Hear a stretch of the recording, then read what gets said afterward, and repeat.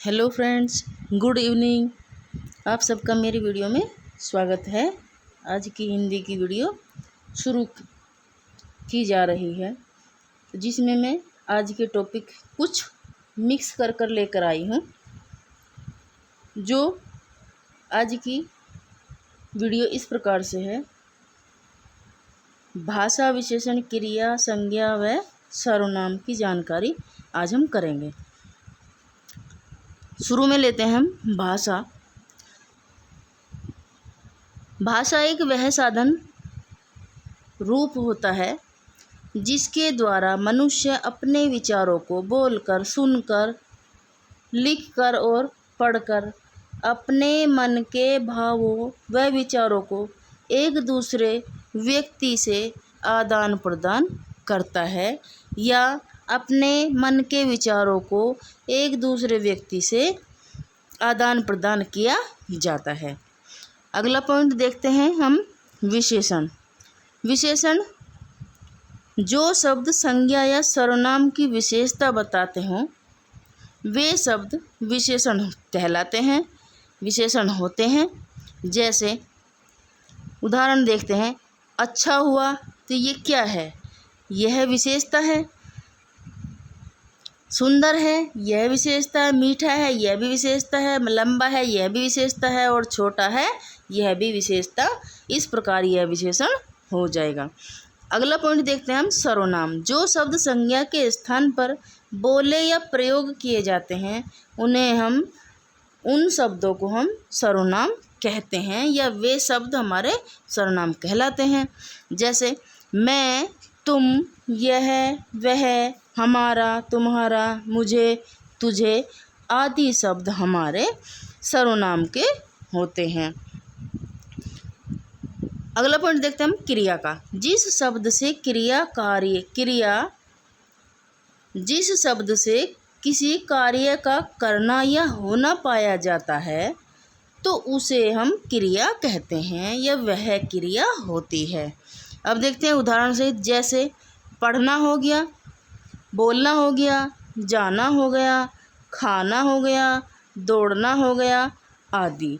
ये शब्द सभी क्रिया के शब्द होते हैं जिसमें क्रिया का होना पाया जाता है।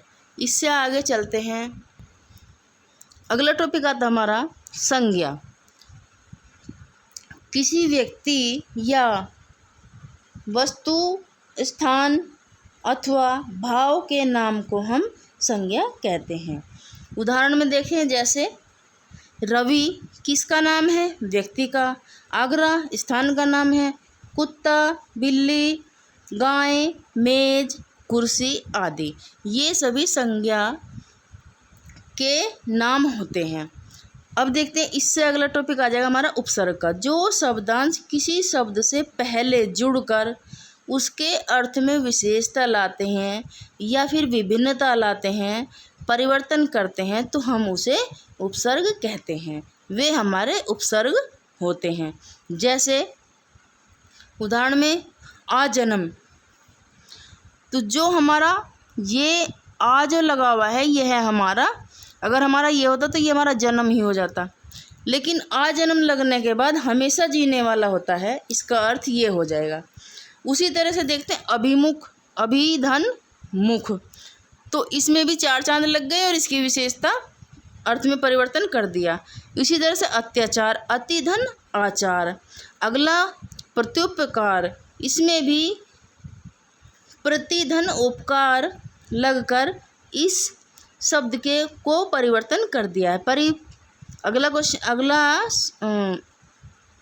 अगला उदाहरण हमारा परिजन, परिधन, जन। अलग अलग करने पर ये मिलता है और एक साथ करने पर हमारा ये पूरा शब्द बन जाता है। दोनों के अर्थ अलग अलग हो जाएंगे, लेकिन एक साथ करने पर हमारा एक शब्द अलग बन जाएगा और अर्थ भी अलग निकल जाएगा। उसी तरह से अपमान शब्द का हम अगर उपसर्ग देखेंगे तो अप हो जाएगा, अपधन, मान। उसी तरह से निबंध का उपसर्ग देखेंगे, नी धन बंद हो जाएगा। अगला उदाहरण सदाचार।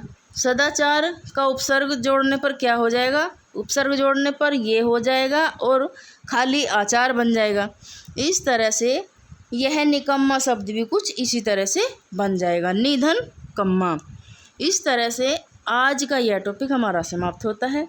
आज की वीडियो मेरी अच्छी लगी हो तो आप लाइक कमेंट सब्सक्राइब ज़रूर करें, ज़्यादा से ज़्यादा मुझे सब्सक्राइब करें। Thank you.